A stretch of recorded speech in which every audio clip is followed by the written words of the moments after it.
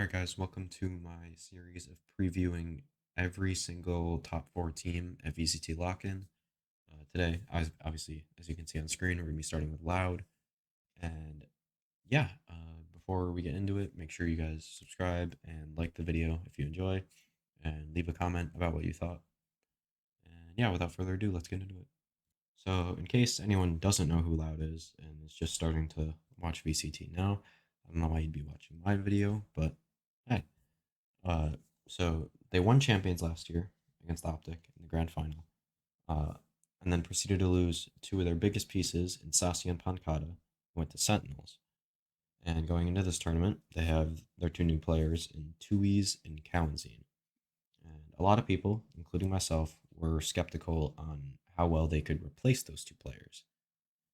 And when they got these two young, like Brazilian players from, I think Kawanzine was on NIP. I'm not sure about Tui's, but I was even more skeptical. Like they didn't get veterans who knew what they were doing. But this team definitely had potential for the future. Everyone knew that, but I wasn't sure if they would reach it right now. And after a very near upset against Genji, where they played pretty poorly on the defensive half of their first map and got pushed to the limit on Fracture, uh, a lot of people, including myself, again, felt like, what is it, like validated, I guess would be the word, especially against the team like Genji. And then against Carmine Core, they kind of cleaned up house there. Didn't play amazingly, but like they didn't stomp them, but they played pretty well. And then against NRG, uh, just felt like a scripted matchup. I mean, you got the three players from Optic last year, probably Loud's biggest rival. Not probably, definitely. And the biggest rivalry in all of Valorant, I think. I think there's some that could kind of reach it, but definitely currently. And it started out really strong on split 13-3. I thought that game was a little bit closer than 13-3, but it wasn't like close at all. Pearl, really close 15-13 overtime. And then the best map of Valorant I've ever watched in the greatest match of Valorant I've ever seen in my entire life. Just the greatest match of Valorant I've ever seen because Valorant is not as old as me. I would hope so.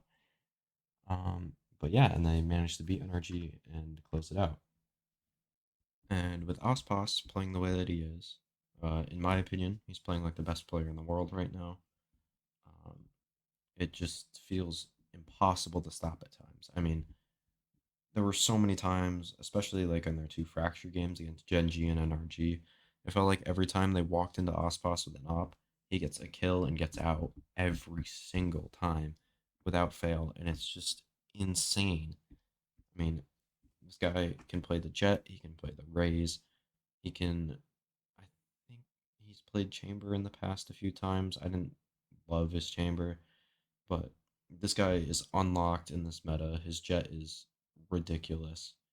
Um, and I think he's the best player in the world right now and will prove to continue to be throughout the rest of this tournament. And then you have another one of the members from the old roster in Sadak, their IGL, who seemingly is the reason they can develop all these great young players.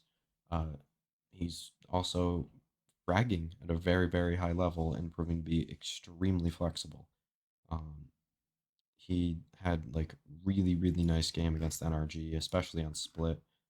I know the stats don't really show it, but when he was playing Raze in this tournament, he was really, really, really impressive. I thought he'd be like kind of like a sacrificial lamb entry kind of thing, and not like a real like duelist like where he's just fragging out of control, kind of like Ospas would be. But he was playing really, really well, using the judge a lot, which was really fun to see. Um, and overall, I was really impressed by Sadak. I still don't think he's the best IGL in the world. I still think that's FNS. I think he's number two though. Trying to think of who else. I mean, Boaster's up there. You got Angel up there, but we'll talk about them again in later episodes. But yeah, really impressed with Sadak. And then you have one of their breakout players from Champions. You have Les, who I think is having his best tournament to date. Uh, he's had some like really just like absurdly good maps, along with just being ultra consistent every single map, like winning them clutches, just sight holds, all that kind of stuff. Just coming in clutch for this team, being really, really important, and bringing a kind of like veteran presence to the team. And then you have Cowanzine, their initiator player, one of the rookies on the on the big stage. I don't think he was a rookie. I think he's played at international events before on NFP. Um, but he was the player that I had the less of the two questions about between him and Tui's. And other than this Pearl game, I wasn't super impressed with him. I mean, he went 25 and 17 on Sky, very good. And the rest of it wasn't crazy. I mean, it was very, very solid. He looked like he would play pretty well, but it was kind of just questioning how he would be against top competition, which against NRG he proved, especially on Fracture, where he just turned up. He won, especially towards like the end of regulation. He just won them so many rounds with his util. And I mean, obviously that 11-12 clutch, or I think it was a 3K, maybe a 4K. He maybe got another kill in there somewhere. But I don't know. I think Tui's is a name to look out for. Not Tui's, Cowanzine. Cowanzine is the initiator. Tui's is the smokes. Tui's is the next player. Um, but yeah, Cowanzine is a name to look out for in the future. And so is Tui's.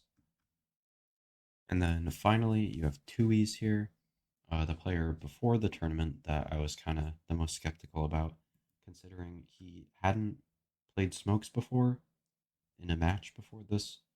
So obviously, there's a little bit of skepticism with role changes and whatnot. But overall, he was extremely impressive. I mean, I thought he was pretty good in those couple games before the NRG game. But similar to Cowanzine, he turned the fuck up in this game, especially on Fracture. That 1v2 was just insane. I mean, I was rooting for NRG, and I was impressed by that. I don't even know how to like describe it. It was just ridiculous. As I said, this was the best game of Valorant I've ever watched, and probably the best game I will watch for a long time. Uh, yeah. Overall, just extremely impressed by Tui's. Fragging was out of control. His util was pretty good. God, I didn't even realize this. What the hell? Yeah. But again, Tui's very good player, great smokes player, very good for loud. And yeah, that's gonna be it for the video. Overall, really impressed by loud. I think they have a very, very good chance against DRX. That should be about a 50-50 match. And with the Brazil crowd behind them, it should be really cool to see if they can make it to the finals.